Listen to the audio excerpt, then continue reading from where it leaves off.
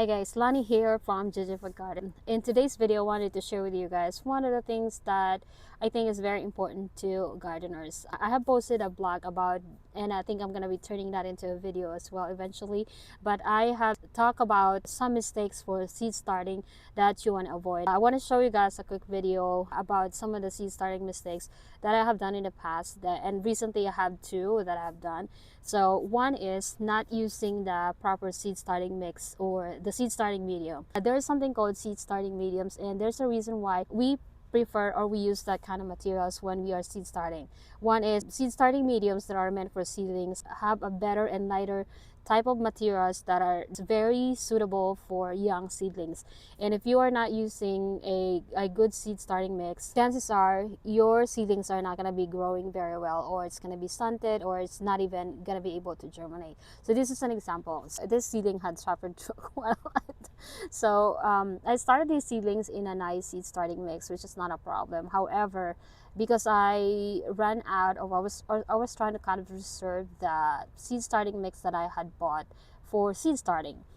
So I try to use some of the potting mix that I have available, and I think I combine it with a little bit of the seed starting mix to make it a little bit more floppy and a little bit more gentle for the plant, for the roots of the seedlings. However, I have noticed still that the seedlings right here are still not looking very good. This is an example of the seedlings that I did not use the proper soil for seed starting, and I have used a mixture of a potting soil in a seed starting mix just to try to make it a little bit fluffy and more suitable for seedlings, but unfortunately it's still not enough. So as you can see, it's very compact and it's not really good for little seedlings just like this.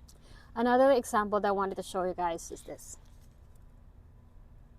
You see that color? So this poor seedling had a hard time adjusting to the sunlight because I have started them inside the house. So this is the failure to do hardening up properly. So I had put these seedlings outside when it was still a little bit shaded, and the sunlight was not really that intense, but apparently the seedling still wasn't able to handle it very well. So this is what happened. It got sunburnt. That's what happens, and the leaves became brown just like that. Thankfully, plants are very forgiving, so most likely this plant are still gonna be able to survive if I take off those old sunburnt leaves. I see the hope right here because the inner leaves, the newer leaves, are actually looking good. So once I clean that, I think they'll be able to survive and do well once I transplant them to the raised bed. But this is something that you don't want to do as a mistake for seed starting.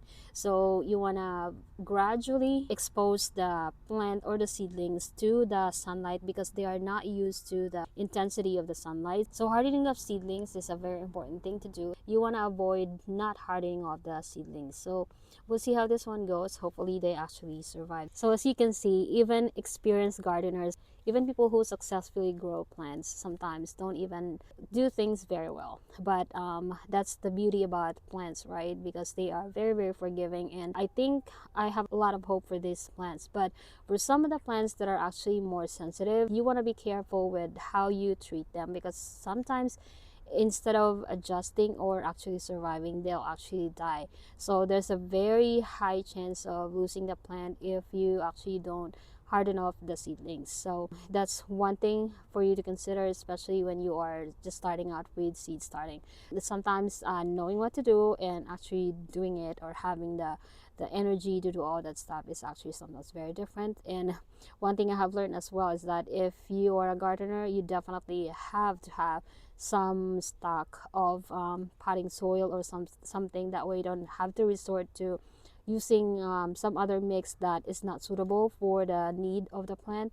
So I need to restock my potting soil and stuff like that, so I could have that whenever I need them and not have the issue that I have. Hardening off the seedlings is, I think, the least favorite of most of the gardeners. The sowing is quite fun, but when it comes to hardening off, that taking the plant in and out of the house just for the seedlings to adapt to the new environment very well is a hard task to do.